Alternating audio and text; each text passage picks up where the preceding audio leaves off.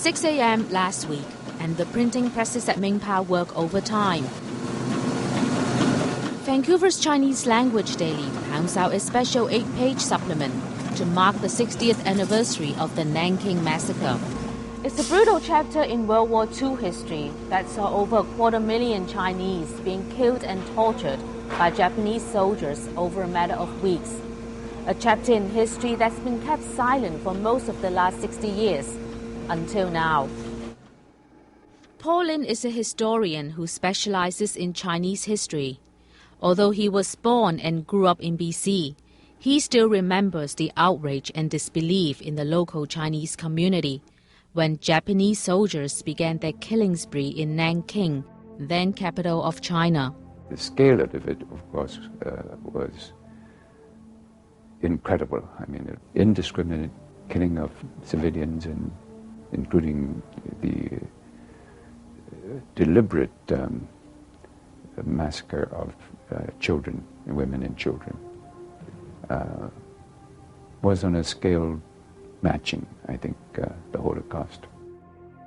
This is how bad it was. An estimated total of 350,000 Chinese civilians were killed, mostly women and children. Close to 80,000 women were raped and mutilated, all at the hands of the Japanese military in that dark December in Nanking. The Japanese government has yet to admit to what they did in Nanking, let alone apologize to the victims and survivors of the massacre.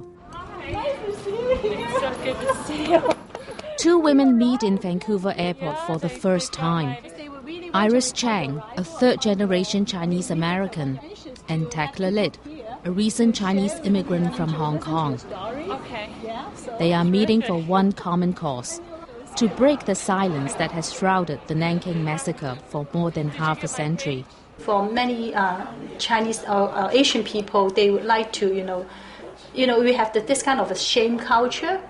So we don't want to let other people know about our unhappy, past. So I think this is one of the reasons why, these things is not so well known by other people. Why is it that we don't really hear about it that much? Well, I think it's because of the Cold War.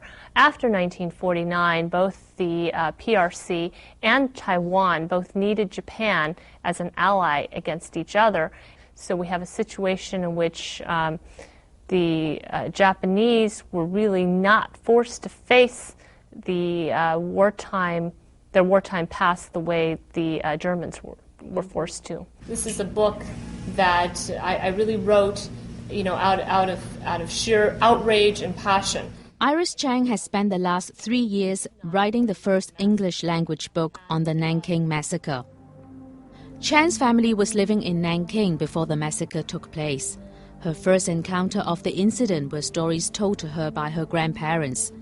When she grew up, she was surprised to find very little information on the massacre. This event is not really unknown in China, but it is largely unknown in the U.S. But that changed as she started researching for the book. I'll never forget Li Shouying, the woman who fought off 3 Japanese soldiers while she was, I think, almost 9 months pregnant. They ended up stabbing her 37 times. She lost the baby, but miraculously she survived. Those survivors who lived to tell found their tragic stories had little effect on Japan.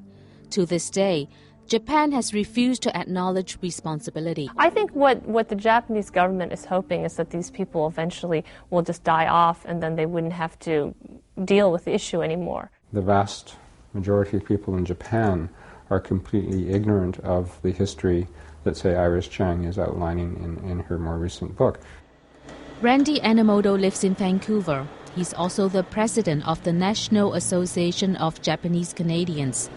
He believes the only way for victims to heal their wounds is by heightening awareness of the incident. We want to promote harmony and understanding in the Canadian context, and if this is still an issue for many people in the Chinese Canadian community, we need to speak openly across cultural boundaries and to promote some kind of reconciliation. And again, it's by, I think, looking at the truth of history rather than ignoring it or remaining silent. And for Tekla Lit, breaking the silence on the Nanking massacre is exactly what she's been trying to do for the last 2 years. For me, I'm a Canadian here, I'm a Chinese Canadian here. What I can see is, we as Chinese people, and we have a very strong feeling about what happened in our past, in our ancestrals, history. Then, the more we know about it, the more responsibility we have to tell other people. Lit is also trying to lobby Canadian politicians to put pressure on Japan. It's not about Chinese people. It's not just about Chinese people's rights. It's about human rights. Yeah, we'd like to have a picture with me. For now, this is all victims of the Nanking massacre have. Activists from abroad to voice their demand for apologies from the Japanese government.